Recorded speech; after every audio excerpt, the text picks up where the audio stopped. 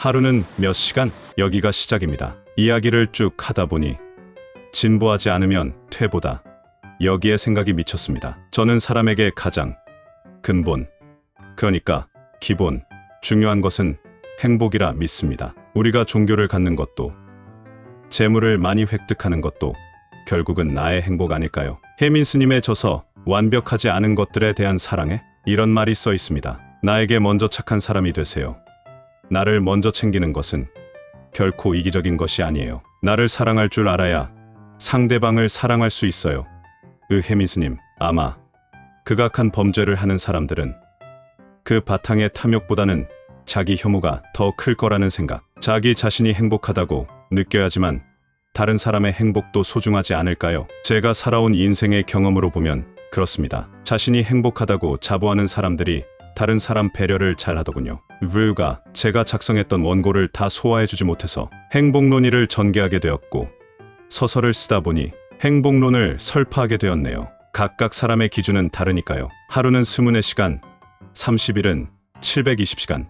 이렇게 하다 보니 1일, 5일, 10일, 15일, 20일, 25일, 30일을 거점일이라고 칭하고, 그 날수를 거점으로 해서 그 주변 날수의 시간을 환산해보는 게 유용하겠다고 생각이 미치자 효율성을 알게 되고, 초등학교 1학년 연산의 핵심에 대해 관심을 갖게 되었습니다. 저는 태생적으로 이과에는 진학할 수가 없고 천생, 문과생이라는 생각에 집착, 오히려 유년기에는 이과적이었는데 청소년기를 거치면서 천생 선비로 살았습니다. 초등학교 연산을 들여다보면서 초등 연산을 잘해야 고등 미적분도 잘한다는 사실을 알았습니다. 저도 초등 때는 연산 교육을 잘 받았을 것 같은데 그때는 연산 교육이 사고력을 키우는 방향이 아니었을 거야 라고 자조한 것 같은 부끄러움이 있습니다. 아주 무료할 때면 큰 날수의 시간의 합을 빠르게 계산할 수 있는 방법이 없을까? 다른 사람들도 생각해 볼 법하지만 그래 한번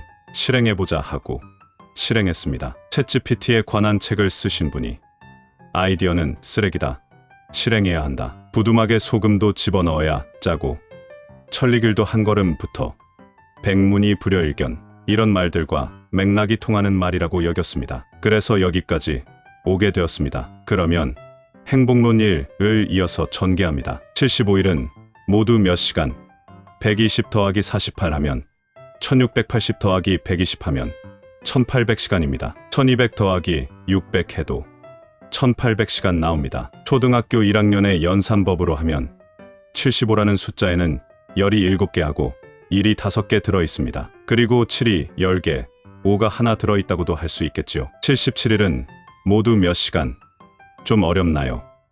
1680 더하기 168 하면 1848시간. 하지만 77 곱하기 24 하는 것보다는 비교할 수 없을 정도로 빠릅니다. 당신이 15365일은 산다면 당신은 모두 몇 시간을 활용하는가요? 이런 질문을 받았다고 가정해봅시다. 15000일은 36만 시간, 300일은 7200시간, 60일은 1440시간, 5일은 120시간, 36000 더하기 7200 더하기 1440 더하기 120 하면 36만 8760시간입니다. 조금 신박하게 세로셈까지 해야 하겠네요. 암산으로 할 수도 있고 종이에 써서 연산할 수도 있습니다. 좀 민망하다고요. 이미 주사위는 던져졌고 답을 도출해 내기만 하면 됩니다. 누구나 알잖아요. 콜럼버스의 계란. 지금까지 우리는 컴퓨터가 인류의 정점이라고 생각했으며 그 다음은 무엇일까 하며 살아왔습니다. 그 다음, 그것은 바로 AI입니다. 인공지능, 챗GPT, 그리고 브루.